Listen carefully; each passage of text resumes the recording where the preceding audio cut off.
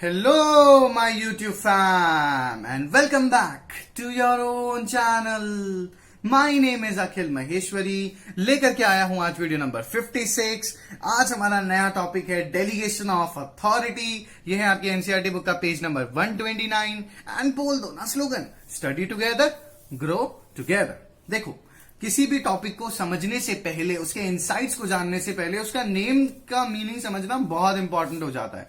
सो देखो, delegation of authority, authority मतलब powers to take decision, delegation मतलब बांटना, यानी कि अपने पावर को बांट देना। That is called delegation of authority.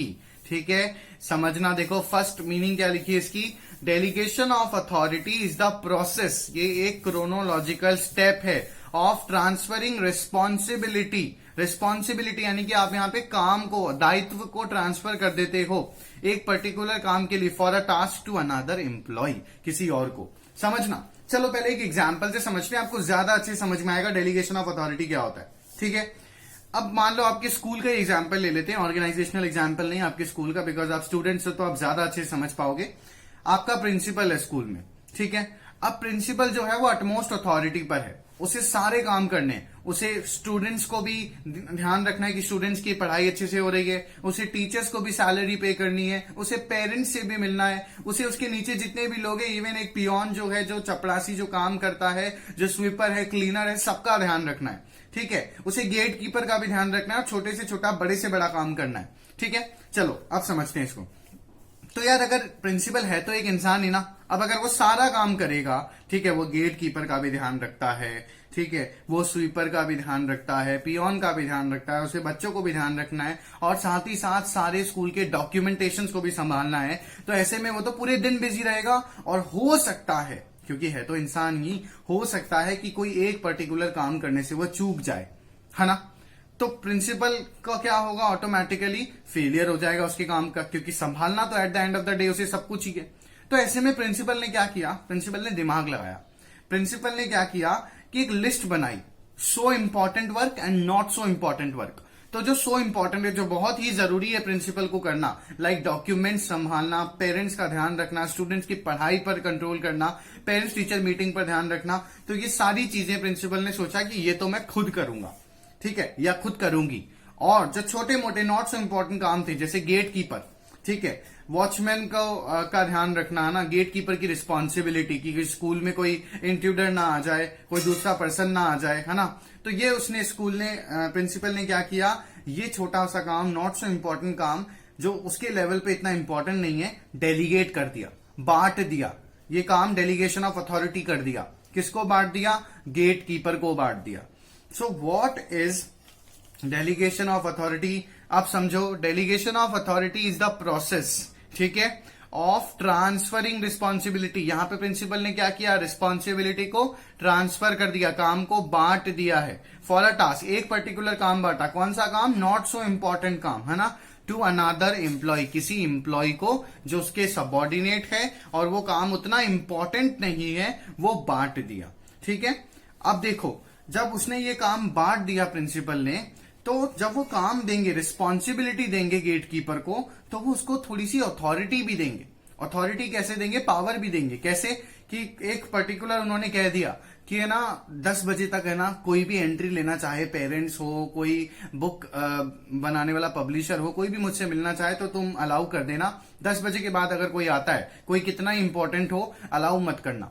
ठीक है, सो बेसिकली क्या कि अथॉरिटी भी दे दी और रिस्पॉन्सिबिलिटी भी दी, मतलब काम दिया कि गेट कीपर को गेट संभालना है, ठीक है, एंट्री और एग्जिट वालों को ध्यान रखना है कि कौन आ रहा है, कौन नहीं आ रहा, और साथ ही साथ क्या किया, अथॉरिटी भी दे दी, पावर भी दे दिया कि 10 बजे के बाद कोई भी इंपॉर्टेंट पर्सन ही क्यों ना हो, मत आने देना।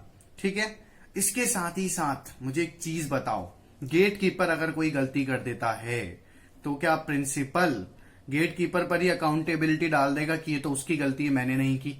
चलो और अच्छे से समझते हैं। मान लो 10:05 पर एक पेरेंट आता है, ठीक है, और वो पेरेंट जो है बहुत ज्यादा गुस्से में है, स्कूल में कुछ हो गया और प्रिंसिपल से लड़ने आया है, ऑलरेडी उसका मूड खराब है। अब गेट कीपर के पास क्या अथॉरिटी थी कि 10 बजे तक एंट्री दे देना, 10 बजे के बाद मत देना। अब गेट कीपर ने उसे आने से मना कर दिया, एंट्री देने से मना कर दिया, बोला कितना इंपॉर्टेंट हो कल आ जाना, अब आप टाइम क्रॉस कर चुके हो।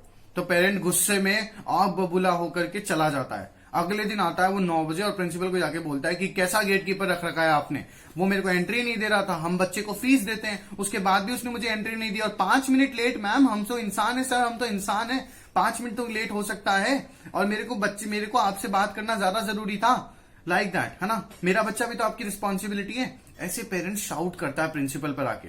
तो एक चीज मुझे बताओ, क्या प्रिंसिपल ये बोलेगा नहीं आप बिल्कुल सही कह रहे हो लेकिन इसमें मेरी कोई गलती नहीं, गलती तो गेट कीपर की है? ऐसा तो नहीं बोल सकता ना वो। प्रिंसिपल क्या बोलेगा, ये वो बोल सकता है क्या कि भाई मैंने थोड़ा ना आपको रोका, गेट कीपर ने रोका, गेट कीपर को जाके बोलो? ऐसा नहीं होगा ना। प्रिंसिपल को उसकी पेरेंट की बात सुननी पड़ेगी और रिजोल्यूशन देना पड़ेगा, प्रिंसिपल को अग्री करना पड़ेगा ना कि हाँ गलती हो गई, हमसे गलती हो गई, गेट कीपर से नहीं मुझसे ही गलती हो गई।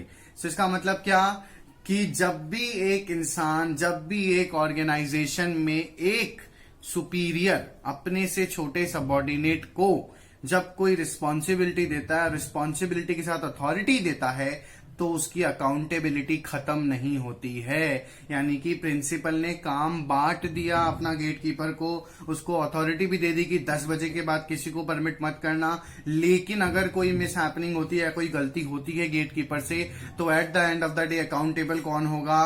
प्रिंसिपल ही होगा, है ना। अब आया समझ में आपको डेलीगेशन ऑफ अथॉरिटी क्या होती है? अब आप बोलोगे सर कि फिर डेलीगेशन ऑफ अथॉरिटी करने का मतलब ही क्या, इतनी हेडेक क्यों पालना? तो अब आप इस पॉइंट को तो समझो कि प्रिंसिपल को सारे काम करने हैं, नॉट सो इम्पोर्टेंट भी और इम्पोर्टेंट भी। अगर वो इम्पोर्टेंट काम करेगा तो नॉट सो इम्पोर्टेंट काम नहीं हो पाएंगे, नॉट सो इम्पोर्टेंट काम करेगा तो इम्पोर्टेंट काम नहीं हो पाएंगे। तो प्रिंसिपल ने क्या किया, डेलीगेशन ऑफ अथॉरिटी एक हेल्पिंग टूल हुई उसके लिए कि उसने नॉट सो इम्पोर्टेंट काम जो इतने इंपॉर्टेंट नहीं है लाइक गेट कीपिंग, वो उसने किसी और को बांट दिया। ठीक है, आया आपको समझ में? और खुद ने इंपॉर्टेंट काम पर फोकस किया। ठीक है, तो आपको स्टोरी पूरी समझ में आ गई। अब सेकंड डेफिनेशन पर आ जाते हैं। It is an organisational process. So हर ऑर्गेनाइजेशन में डेलीगेशन ऑफ अथॉरिटी अलाउड होती है। ठीक है, where in the manager divides his work among the subordinates. Manager क्या करता है, सबऑर्डिनेट्स को काम बांट देता है, डिवाइड कर देता है, एंड गिव देम रिस्पॉन्सिबिलिटी, उन्हें जिम्मेदारी देता है कि वो जो पर्टिकुलर काम है, to accomplish the respective task, वो जो पर्टिकुलर काम है उसे कंप्लीट करना है। आया आपको डेलीगेशन ऑफ अथॉरिटी समझ में? तो फीचर्स पे जाने से पहले दोबारा रिकैप्चुलाइजेशन कर लेते हैं। डेलीगेशन ऑफ अथॉरिटी क्या है? कुछ नहीं है, एक सिंपल हेल्पिंग टूल है जो हेल्प करता है एक अपर लेवल मैनेजर को, एक सुपीरियर को, कि वो फोकस कर सके इंपॉर्टेंट काम पर और नॉट सो इंपॉर्टेंट काम अपने एम्प्लॉइज को, अपने सबऑर्डिनेट्स को, लोअर लेवल को बांट सके। ठीक है, जब भी वो काम बांटेगा तो थोड़ी अथॉरिटी भी देगा, पावर भी देगा, लेकिन काम बांटने का मतलब ये नहीं होता है कि उसकी अकाउंटेबिलिटी कम हो जाती है। At the end of the day accountable तो वो मैनेजर ही रहेगा। ठीक है, अब बात करें फीचर्स की कि डेलीगेशन ऑफ अथॉरिटी के क्या क्या फीचर्स होते हैं। तो देखो, फर्स्ट देखो, फीचर्स किसी भी बुक में नहीं मिलेंगे आपको, ना पूनम गांधी में मिलेंगे, ना एनसीईआरटी में मिलेंगे, ये मैंने अपने नोट्स बनाए हैं आपके अंडरस्टैंडिंग के लिए। Delegation means giving power to the subordinate. Delegation का मतलब क्या हुआ, सबऑर्डिनेट को पावर देना, है ना, to act independently but certainly within the limit prescribe, कि वो इंडिपेंडेंटली काम कर सकता है, पावर के साथ अथॉरिटी दी, रिस्पॉन्सिबिलिटी दी, पर एक लिमिटेशन दे दी है। लाइक गेट कीपर एंट्री तो दे सकता है सबको, लेकिन 10 बजे तक ही, उसके बाद नहीं दे पाएगा, लिमिट प्रिस्क्राइब कर दी। आया समझ में? यानी कि अगर गेट कीपर को अथॉरिटी दी है, रिस्पॉन्सिबिलिटी दी है, तो एक लिमिटेशन भी दे दी है, इस लिमिट से ज्यादा वो नहीं कर सकता। देन सपोज करो कोई सेल्स है, टेक्सटाइल शॉप है, कपड़े की दुकान है, तो वहां पे जितने भी एम्प्लॉयज है उसको बॉस ने ये कह दिया कि तुम 10% तक डिस्काउंट दे सकते हो, उससे ज्यादा नहीं दोगे, मैक्सिमम 12। तो वो एम्प्लॉय क्या करेगा, 10% तक दे देगा, 12 तक दे देगा। उससे ज्यादा अगर आप कम करवाने की कोशिश करोगे तो वो आपको बोल देता है कि नहीं सर, नहीं मैम, नहीं हो पाएगा। ठीक है, then he must comply with the provisions of the organisational policy, rules and regulations. यानी कि क्या, जिस इंसान को ये काम दिया है, अथॉरिटी दी है, डेलीगेशन मिला है, यानी कि उस एम्प्लॉय को, तो इसका मतलब ये नहीं है कि वो ऑर्गेनाइजेशनल पॉलिसीज को फॉलो नहीं करेगा, रूल्स को फॉलो नहीं करेगा, रेगुलेशंस को फॉलो नहीं करेगा। लाइक गेट कीपर को रिस्पॉन्सिबिलिटी दी है कि 10 बजे के बाद तुम किसी को नहीं एंट्री करने दोगे, कोई माई का लाल आ जाए आप नहीं एंट्री करने दोगे। ठीक है, लेकिन इसका मतलब ये नहीं है कि वो अपनी मनमर्जी चलाएगा और शूट कर दे बंदूक निकाल करके कोई 10 बजे के बाद आ रहा है तो, या किसी पर्टिकुलर इंसान से बदतमीजी से बात कर ले। नो, वो नहीं कर पाएगा। उसे प्रॉपर फॉर्मल तरीके से बात को समझाना पड़ेगा कि मैम और सर 10 बजे के बाद एंट्री नहीं होती है।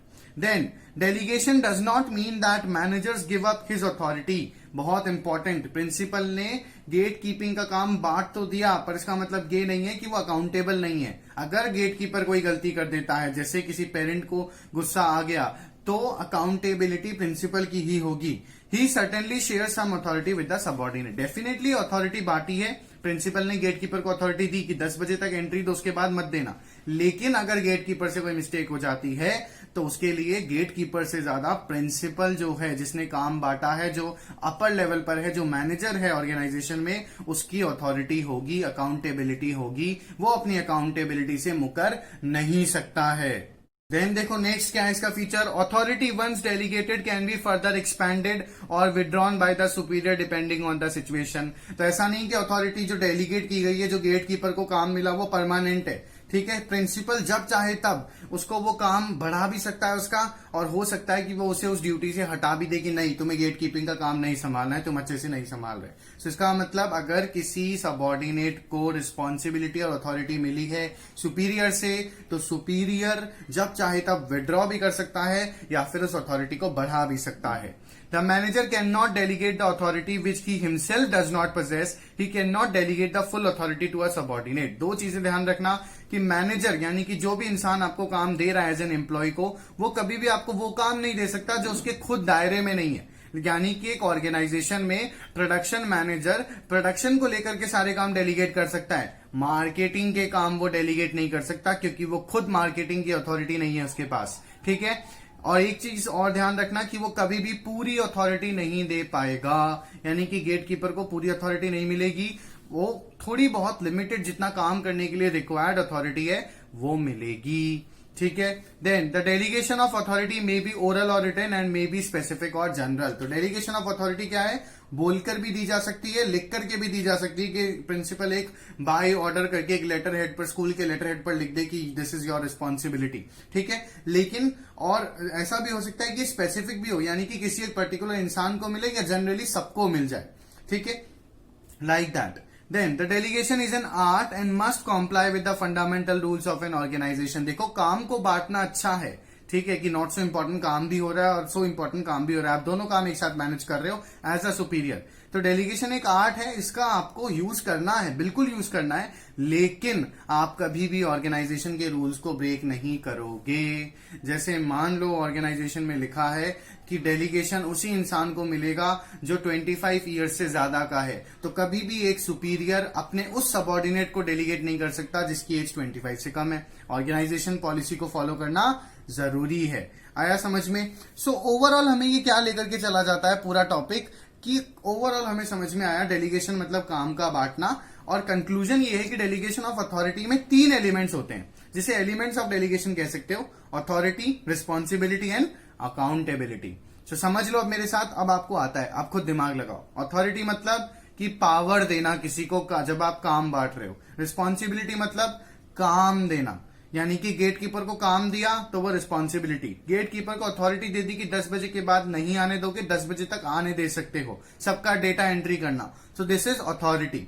अकाउंटेबिलिटी मतलब कि आंसरेबिलिटी, कि आपने भले चाहे गेट कीपर को काम बांट दिया हो, लेकिन at the end of the day आप उस काम से मुकर नहीं सकते, काम आप ही का है, किसी से भी करवाओ, अगर क्वेश्चन करना होगा तो सामने वाला आप ही से करेगा। राइट? अगर आप अपने भाई के स्कूल में जाते हो और आपके साथ सच में गेट कीपर जैसा इंसिडेंट होता है, गेट कीपर आपको एंट्री देने से मना कर देता है, तो आप गेट कीपर से नहीं झगड़ोगे, आप जाकर के प्रिंसिपल से झगड़ा करोगे, प्रिंसिपल को कंप्लेन करोगे। क्यों? Because you know principal is accountable, principal के पास सबसे ज्यादा अथॉरिटी है, ये काम गेट कीपर को प्रिंसिपल ने ही बांटा है। सो आया आपको समझ में डेलीगेशन ऑफ अथॉरिटी? अगर आपको पसंद आ गया है तो लाइक कर दो, शेयर कर दो, सब्सक्राइब कर दो। नहीं आया है तो 10 बार शांति से आराम से देखो, जरूर समझ में आएगा। मिलता हूं आपसे अगले वीडियो में। कमेंट करना मत भूलना कि आपको वीडियो का कौन सा पार्ट अच्छा लगा, एग्जाम्पल अच्छा लगा या नहीं लगा। ठीक है, thank you so much for watching the video. Stay tuned, stay safe, stay with me.